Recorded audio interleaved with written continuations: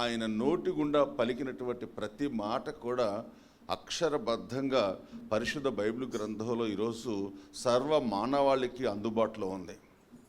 కాబట్టి దీన్ని చూసినప్పుడు, దీన్ని చదివినప్పుడు ప్రియులారా, ఇందులో సత్యాలను ఎవరైనా గ్రహించి వాటిని తమ జీవితాలకు అన్వయింప చేసుకోగలిగితే ఈ భూమి మీద ప్రియులారా అట్టి మనుషులు ఎప్పుడూ ఆనందంగా సంతోషంగా జీవిస్తారు.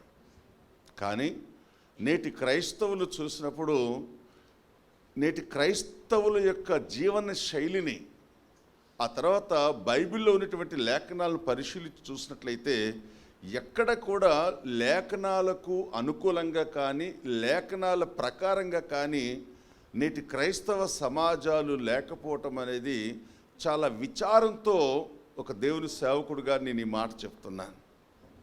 కాబట్టి ఏది సత్యమో సంఘానికి తెలియాలి, అన్యజనులకు కూడా తెలియాలి. సత్యాన్ని ఎవరు మరుగుపరచకూడదు, సత్యాన్ని ఎవరు త్రొక్కివేయకూడదు. ప్రియులారా, మనం సత్యవంతులం కాలేకపోయినంత మాత్రాన ఎవరు సత్యవంతులుగా ఉండకూడదని అనుకోకూడదు మనం. రైజులా. కాబట్టి మనలో లేనిది ఇతరుల్లో ఉన్నప్పుడు మనం చూసి సంతోషించి శక్యమైతే దాన్ని మనం అవలంబించగలిగితే ఆ గొప్ప బ్రతుకు, గొప్ప జీవితాన్ని ప్రియులారా మనం కూడా ఈ భూమి మీద బ్రతకొచ్చు, జీవించవచ్చు. ప్రైజ్ లార్డ్, హల్లెలూయా. కాబట్టి ఎలాగా ప్రియులారా ఈ భూమి మీద సంతోషకరమైనటువంటి జీవితం ఒక మనిషికి కలుగుతుంది? అందుకు ప్రియులారా ప్రభు అయినటువంటి యేసుక్రీస్తు ప్రభుల వారు మనకు చేసినటువంటి హితోపదేశములో, ఈ కొండ మీద ప్రసంగం ప్రారంభంలో ప్రియులారా మనం బిగినింగ్లో ఉంటాం. ఈ 5వ అధ్యాయంలో కొండ మీద ప్రసంగం ప్రారంభమైంది. ఆయన ఈ మొదటి వచనాన్ని మనం పరిశీలించి చూసినట్లయితే ఇక్కడ ఏమంటాడంటే, ఆయన ఆ జన సమూహములను చూచి కొండ ఎక్కి కూర్చుండగా ఆయన శిష్యులు ఆయన యొద్దకు వచ్చిరి.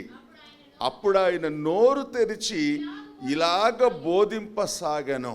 దేవుని బిడ్డలారా, ఆయన కొండ మీద ప్రియులారా ప్రసంగం చేస్తూ ఉన్నప్పుడు దాదాపు ఆ ప్రసంగాన్ని వినటానికి వచ్చినటువంటి ప్రజలు 3 దినాలు తమ ఇళ్లను, భార్యలను, భర్తలను, పిల్లలను, తమ పంట పొలాలను, వ్యాపారాలను విడిచిపెట్టి అలాగే ఆయన మాటలు వినుకుంటూ ఉండిపోయారట ప్రియులారా. అంటే ఆ మాటలు వినుకుంటూ అలాగ ఉండిపోయారు అంటే ఆ మాటలు వాళ్ళకు నచ్చాయా, నచ్చలేదా? ఆ మాటలు ఇది నిజమే అని ప్రియులారా వాళ్ళు ఆ మాటలతో తమ జీవితాన్ని పోల్చుకొని చూసినప్పుడు వాళ్ళు ఆ మాటల చేత ఆదరించబడ్డారా, పడలేదా? పడ్డారు. అందుకే నేనేమంటానంటే దేవుని వాక్యం వినటానికి అందరు యోగ్యులు కాదు. దేవుని వాక్యం వినటానికి మన హృదయాన్ని సిద్ధపరచుకోవాలట ప్రియులారా. ఎవరైతే తన హృదయాన్ని దేవుని మాటలు వినటానికి సిద్ధపరచుకుంటారో వాళ్ళకే దేవుని వాక్యం అంటే ఆనందం ఉంటుంది, సంతోషం ఉంటుంది. ప్రియులారా, వాళ్ళు దేవుని వాక్యం ఏం చెప్తే వాళ్ళ జీవితంలో వాళ్ళు దాన్ని చేస్తారు.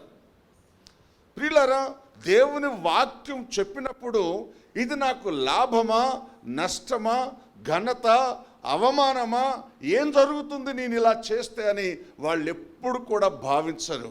ఎందుకంటే ఇది దేవుని మాట కాబట్టి ఈ మాట ఇది నాకు ఖచ్చితంగా దీవెనకరంగా, ఆశీర్వాదకరంగా ఉంటుందని వాళ్ళు నమ్మి ప్రేమటువంటి దేవుని బిడ్డలారా ఆనందంగా ఆయన మాటను స్వీకరిస్తారు. ప్రియులారా, అలాగే ఈ భూమి మీద బ్రతికి దేవుని మహిమపరుస్తారు. ఆ క్రమం మనందరి జీవితాల్లో కలగాలని దేవుని సేవకుడుగా నా హృదయపూర్వకంగా నేను కోరుకుంటున్నాను.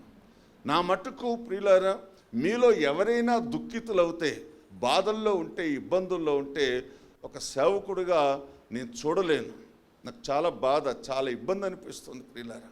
అయ్యో, నేను వాళ్ళ పాస్టర్ని కదా, నా పరిచర్యలో వీళ్ళు ఇంత బలహీనంగా, ఇంత ఇబ్బందులతో, కన్నీటితో, బాధలతో బ్రతుకుతున్నప్పుడు నేను వీళ్ళకి ఏం చేయలేకపోయానా, వీళ్ళకు సహాయం చేయలేకపోయినా దేవుడి సేవకుడుగా అని నా మట్టుకు నేనైతే ప్రతి దినం ప్రతి కుటుంబాన్ని బట్టి ఆత్మవిమర్శ చేసుకుంటాను. దేవుణ్ణి అడుగుతాను, ప్రభువా వాళ్ళలో ఈ ఆనందాన్ని సంతోషాన్ని నింపటానికి నేను ఏ విధంగా పరిచర్య చేస్తే వాళ్ళకు న్యాయం కలుగుతుందో నన్ను ఆ మంచి సేవకుడుగా సిద్ధపరచు ప్రభువు అని అడుగుతాను. నేను నా ప్రార్థన గదిలో ఏం జరుగుతుందో అది మీతో మాట్లాడుతున్నాను నేను. అందుకే ప్రియులారా, దేవుని వాక్యం చెప్పటానికి మీ ముందుకు రావటానికి నేను చాలా సిద్ధపడతాను. అనాలోచితంగా ఈ స్థలానికి రావటానికి అస్సలు ఇష్టపడను నేను ప్రియులారా. మీరు ఎలా వస్తారో దేవుడి మందిరానికి నాకు తెలియదు, కానీ నేనైతే చాలా భయముతో వస్తాను, చాలా వణుకుతో వస్తాను, చాలా నన్ను నేను పరీక్షించుకొని ఈ స్థలానికి వస్తాను. దేవుడి స్తోత్రం కలుగును గాక. కొన్ని సందర్భాలలో ఇంకా 5 నిమిషాలు నా ప్రసంగ టైం వరకు కూడా దేవుడు మీకు ఏం చెప్పాలో నాకు బోధించడు. నా సమయం అవుతా ఉన్నప్పుడు ఒక ప్రసంగికుడిగా, ఒక సేవకుడిగా నాకుండే బాధ, టెన్షన్, నరాలు తెగిపోతూ ఉంటాయి. ఎందుకంటే మీలో చాలామంది ప్రార్థనా పరులు ఉన్నారు, మీలో చాలామంది దేవుని వాక్యాన్ని ప్రేమించే వాళ్ళు ఉన్నారు. మీరంతా దేవుడి వాక్యాన్ని వినటానికి వచ్చినప్పుడు మీకు నీ న్యాయం చేయలేకపోతే నేను మీ ఎదుట అవమానపరచబడతాను, సిగ్గుపరచబడతాను. ఈరోజు మా పాస్టర్ గారు సిద్ధపడి రాలేదు ప్రియులారా, ఆయన ప్రార్థనాపూర్వకంగా రాలేదు. ఈరోజు ఆయన చెప్పిన ఈ సందేశం మాకు నచ్చలేదని ప్రియులారా వాళ్ళు బయటకు చెప్పలేరు, కానీ అంతరంగంలో మాత్రం ఖచ్చితంగా బాధపడతారు. ఆ బాధ కూడా దేవునికి తెలుసు, దేవుని సేవకుడిగా నాకు తెలుసు.